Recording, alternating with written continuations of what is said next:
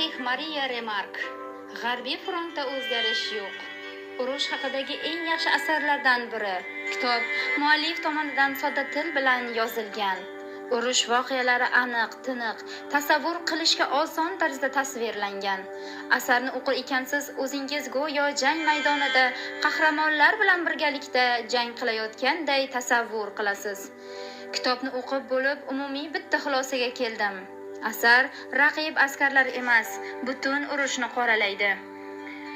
Hozirgacha urush haqida o'qigan asarlarimning aksarida dushman tomon, nemislar oddiy askardan tortib generallarigacha butunlay qoralanadi.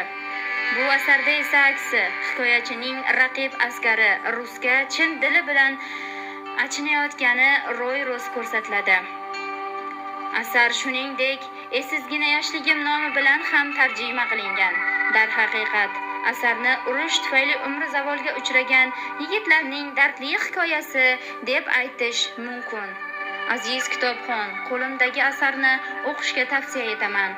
Telegram hamda ijtimoiy tarmoqlarimizda kuzatishda davom eting.